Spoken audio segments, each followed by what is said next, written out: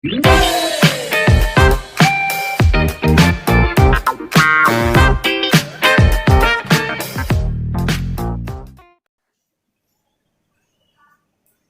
students, once again welcome back to our YouTube channel Imoscar and Sinha Tutorials. Guys, it's me JP Sinha. आप तो मुझे पहचानते ही हो, ज़्यादा इन्फॉर्मेशन देने की ज़रूरत है नहीं. तो आज स्टूडेंट्स आप लोगों के लिए हम लेकर के आए हैं magnetic effect of electric current का पार्ट 7th. ओके गाइज, तो पार्ट 7th में हम लोग क्या स्टडी करने वाले हैं? तो पार्ट 7th में हम लोग स्टडी करने वाले हैं मैग्नेटिक इंडक्शन के बारे में. ओके गाइज, किस बारे में पढ़ने वाले हैं? मैग्नेटिक इंडक्शन के बारे में.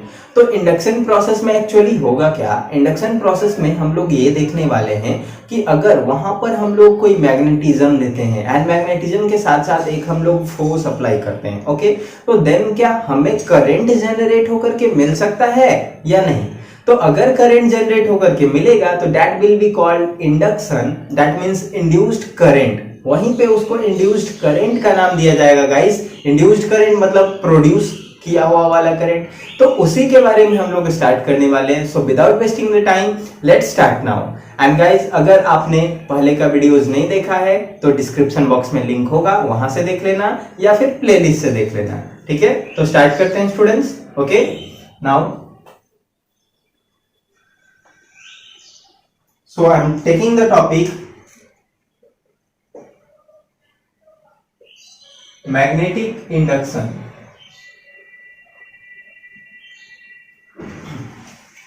इसमें क्या डिफाइन हो जाएगा guys?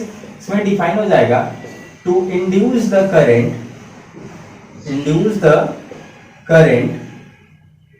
In any circuit with the help of the magnet and external force और मोशन भी आप इसको बोल सकते हो गाइस. एक्सटर्नल फोर्स या एक्सटर्नल मोशन के कारण यहाँ पे जनरेट हो सकता है. तो इस प्रोसेस को ही हम लोग क्या कहेंगे? यहाँ पे मैग्नेटिक इंडक्शन कहेंगे. ओके गाइस, यहाँ पे इंड्यूस करना है हमें करंट को, जनरेट करना है करंट को. जिस करंट को जनरेट कैसे करेंगे किसी सर्किट में? तो एक मैग्नेट की हेल्प से एंड एक्सटर्नल फोर्स की हेल्प से. तो मैग्नेट एंड एक्सटर्नल फोर्स के हेल्प से अगर ऐसा कुछ होता हो then it will be called magnetic induction. इसी को मैग्नेटिक इंडक्शन हम लोग कहेंगे. जैसे मैग्नेटिक इंडक्शन के लिए जो फेराडेज ने डिफरेंट तरह के एक्सपेरिमेंट किए थे उनको मैं आपको बताता हूँ. इंडक्शन को बताने वाले साइंटिस्ट फेराडे थे, माइकल फेराडे. ओके गाइस, तो फेराडे ने क्या किया था? एक सर्कुलर लूप लिया था. ओके, सर्कुलर एक लूप लिया था. तो ये देखिए मैं एक सर्कुलर लूप बना रहा हूँ guys. Okay, here the circular loop is made. Now its two ends are connected with the circuit and the circuit having a galvanometer. Circuit में एक गैल्वेनोमीटर लगा हुआ है. तो गैल्वेनोमीटर हमारा क्या करता है? यहाँ जी क्या है बच्चों? Galvanometer.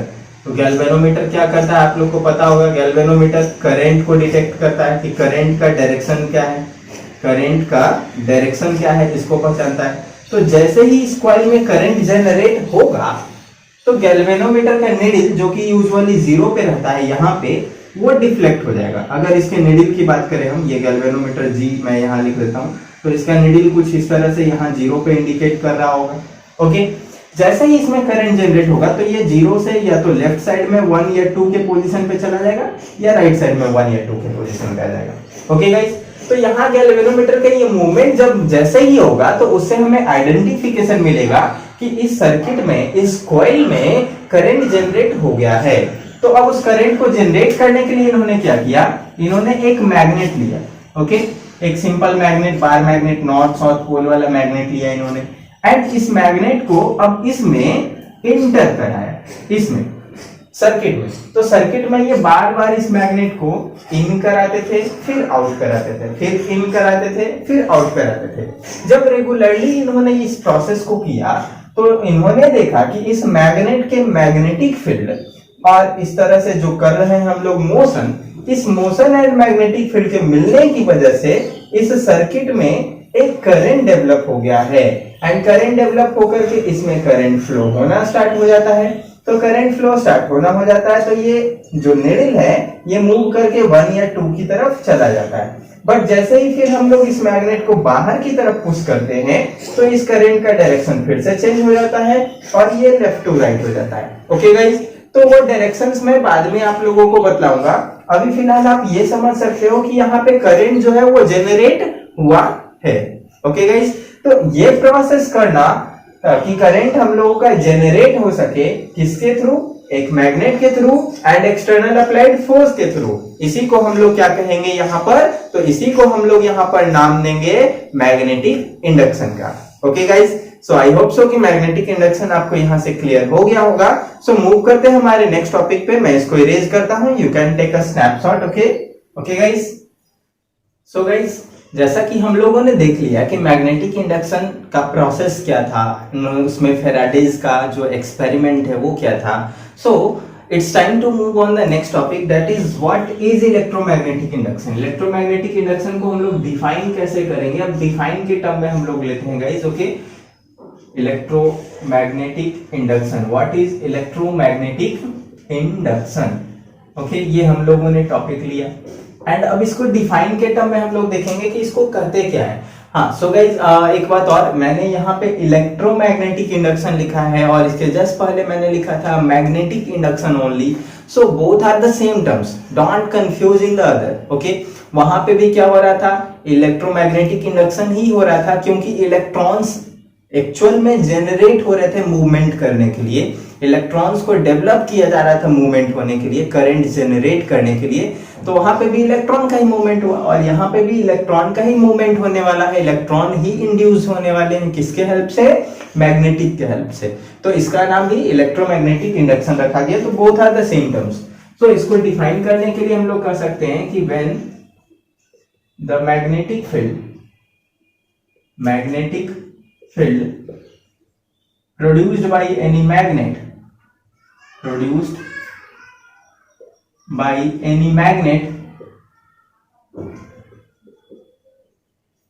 can generate the current due to action of any force bracket में मोशन भी आप लिख सकते हो, then it is called electromagnetic induction.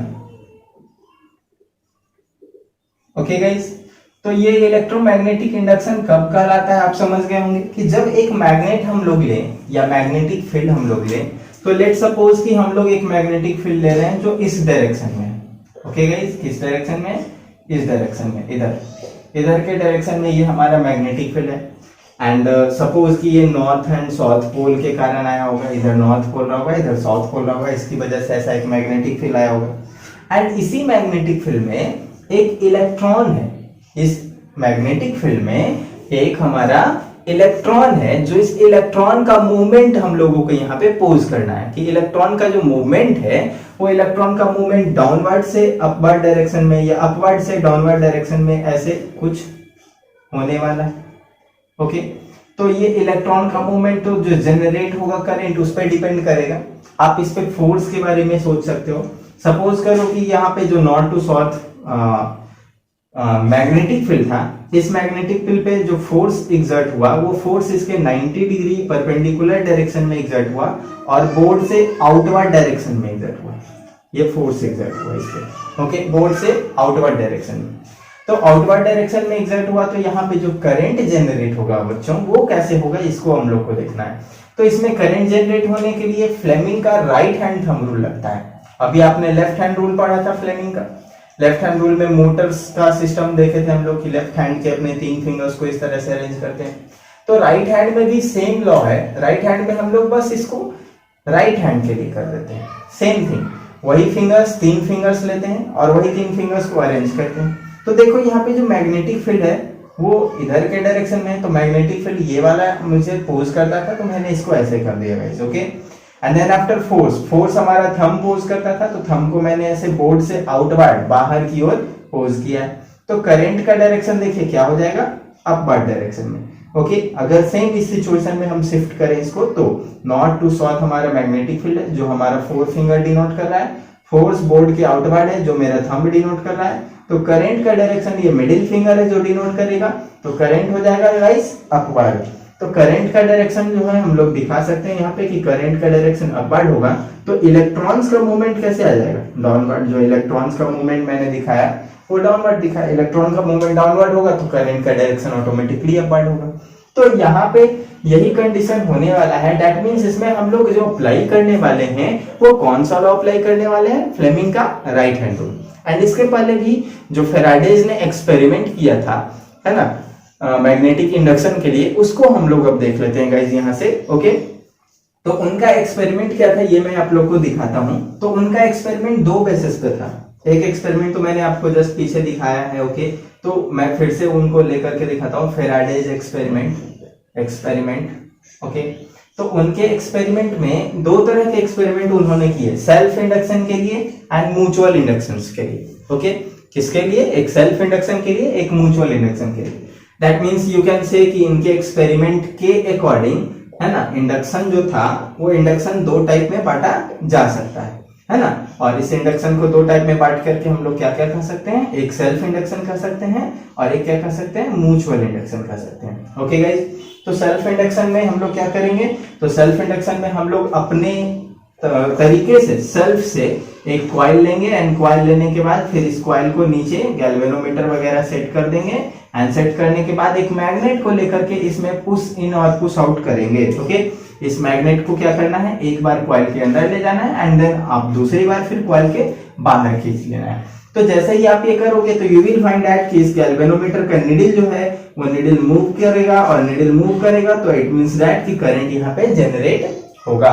तो ये वाला प्रोसेस जो हम लोगों ने किया इसको हम लोग कहेंगे सेल्फ इंडक्शन, क्योंकि हम लोग ये खुद से किए, सेल्फ से किए। ओके, अब म्यूचुअल इंडक्शन वाला प्रोसेस भी एक्सपेरिमेंट के तहत आया था, फेराडेज के एक्सपेरिमेंट में। तो उसमें उन्होंने क्या किया था, देखिए उसमें उन्होंने एक सोलेनॉइड जैसा पैटर्न बनाया एंड सोलेनॉइड जैसा पैटर्न बना करके इसमें एक कॉइल ऐसा बनाया जिस कॉइल में कोई करंट का डायरेक्शंस नहीं था। ये एक कॉइल मैं ऐसा बना रहा हूँ गाइस। ओके, तो इस कॉइल में कोई करंट नहीं था, इसमें हम लोग गैल्वेनोमीटर लगा दिए थे।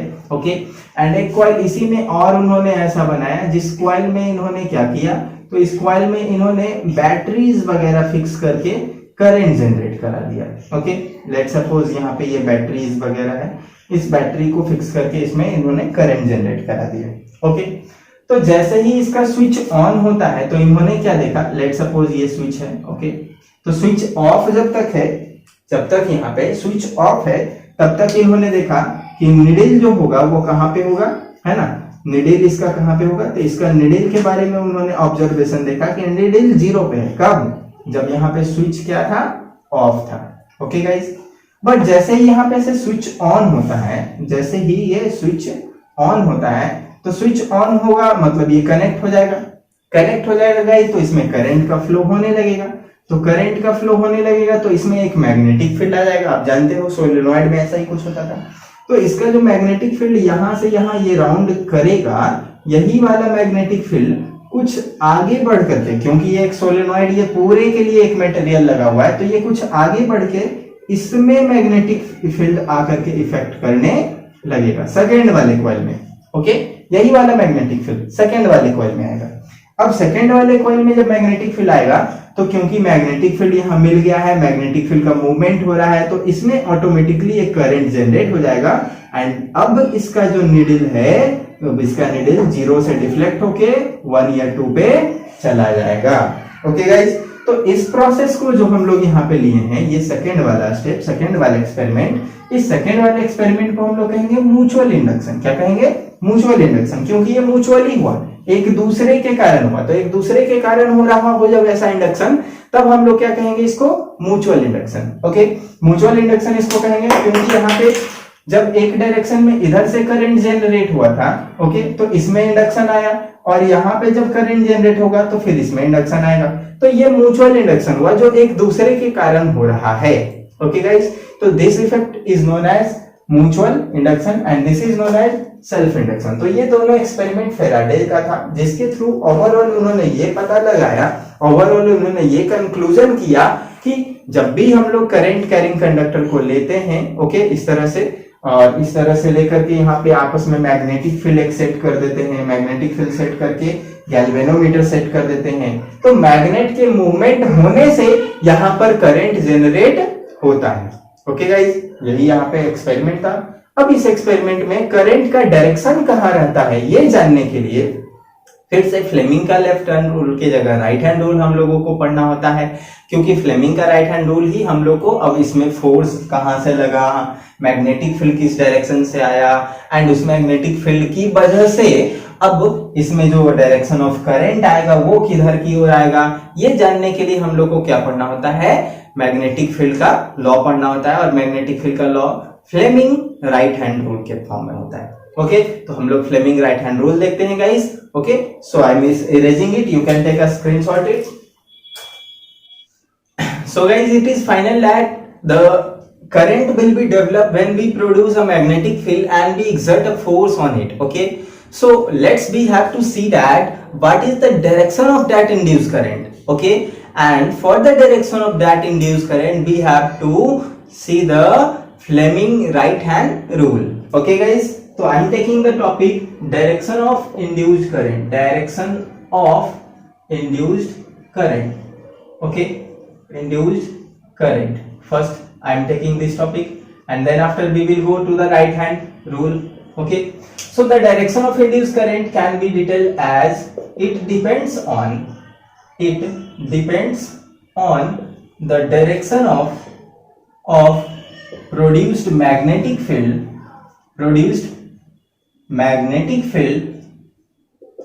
and the direction of motion of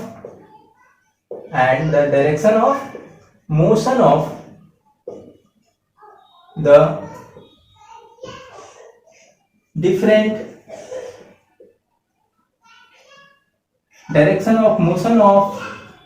different magnet या direction of motion of magnet, direct आप बोल सकते हो बच्चों, direction of motion of magnet. Okay, simply you can say it force, कि फोर्स का डायरेक्शन कहाँ है।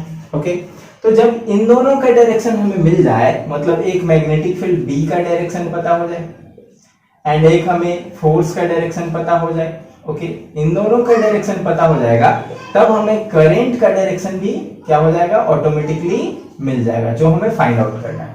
Okay, and it is explained by what, तो it is explained by this direction, या it is explained by Fleming right hand rule. Okay guys, तो ये right hand rule से आप लोगों को एक्सप्लेन किया जाता है कि इसमें डायरेक्शन जो होगा वो कहां होगा। तो हम लोग अब नेक्स्ट टॉपिक यही लेते हैं कि फ्लेमिंग राइट हैंड रूल क्या है। Okay guys, so I am taking the topic Fleming right hand rule. Fleming right hand rule.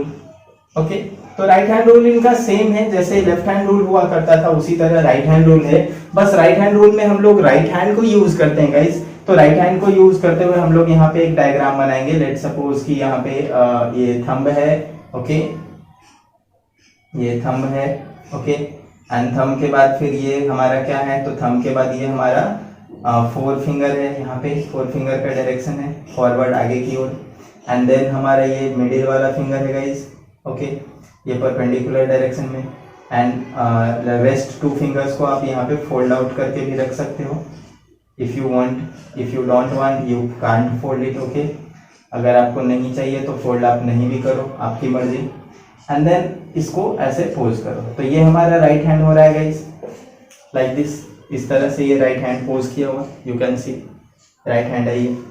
तो राइट हैंड ये पोज किया हुआ है, इसमें उंगली का थोड़ा ये भी आप बना सकते हो ताकि आपको लगे कि ये राइट हैंड है। ओके, नेल्स जैसे मैंने बना दिए। तो आप इन दो फिंगर्स को भी एक्सटेंड करके रख सकते हो मेरे टेक्निक को समझने के लिए, क्योंकि मैंने आपको क्या बताया था, याद होगा कि अगर मैं ये तीनों फिंगर्स को इधर स्ट्रेट रख लेता हूँ तो तीनों फिंगर्स जो होंगे वो मुझे पोज करेंगे क्या, डायरेक्शन ऑफ करंट को। because these three fingers are like the three wires, and अगर ये three wires हैं तो definitely it will pose the electric current. तो यहाँ पे जो इलेक्ट्रिक करंट पोज होगा वो प्रोड्यूस्ड वाला करंट होगा, ओके. एंड ये तो मैग्नेटिक फील्ड बताता ही था, फील्ड मैग्नेटिक फील्ड. क्यों? क्योंकि मैग्नेटिक फील्ड हम लोग जो डिनोट करते हैं वो नॉर्मल फील्ड की तरह डिनोट करते हैं, और बच्चों को जैसे बताते हैं कि जाओ उधर फील्ड है उधर खेलो, तो ये फील्ड को डिनोट करता है. एंड ये किसको डिनोट करता है गाइस? फोर्स को. तो यहाँ पे यही है, ऐसे अरेंज किया हुआ आप देख सकते हैं पिक्चर में. तो ये हमारा जो थंब है, ये थंब क्या डिनोट करेगा? थंब डिनोट करेगा डायरेक्शन ऑफ फोर्स को, थंब. ये हमारा जो इंडेक्स फिंगर है, ये इंडेक्स फिंगर क्या डिनोट करेगा? मैग्नेटिक फील्ड को डिनोट करेगा. क्या डिनोट करेगा? मैग्नेटिक फील्ड को, ओके. एंड जो हमारा ये मिडिल फिंगर हो गया, ये क्या डिनोट करेगा? ये denotes induced current. Induced current, ये इंड्यूस्ड करंट को डिनोट करता है, ओके गाइस. मिडिल वाला फिंगर, मिडिल वाला फिंगर. तो इस तरह से ये तीनों डायरेक्शंस वही हो गए, ओके. लेफ्ट हैंड रूल में भी आपने देखा था कि ये जो मिडिल वाला फिंगर है ये करंट को डिनोट करेगा, ये मैग्नेटिक फील्ड को, एंड ये फोर्स को.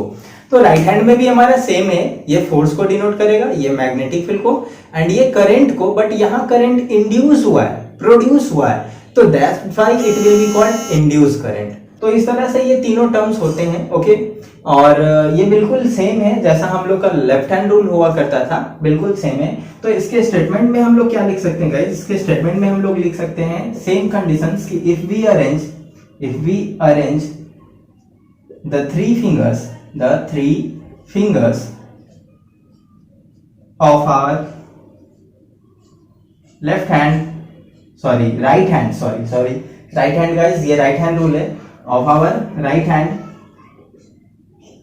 एंड यहाँ ब्रैकेट में हम लोग ये भी दे देंगे कि कौन कौन सा फिंगर्स. तो you can put it as index finger, middle finger and thumb. You can put it here.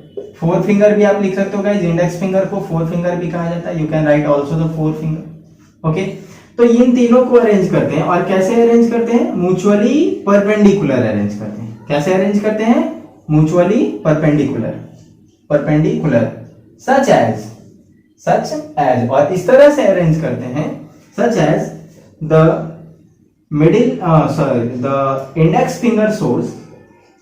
Index finger shows direction of magnetic field. Thumb shows direction of force. Then the middle finger will show direction of induced current. Okay guys, induced current. So आपने देखा होगा कि यहाँ पे मैंने एक difference किया है. जब लेफ्ट हैंड रूल में बताया था तो यहाँ पे पहले इंडेक्स फिंगर का नाम लिया था और मिडिल फिंगर का नाम लिया था. लास्ट में देन के बाद, जो देन के बाद वाला टर्म यहाँ पे मैंने यूज किया, देन के बाद मैंने यूज किया था then the thumb will show the direction of force.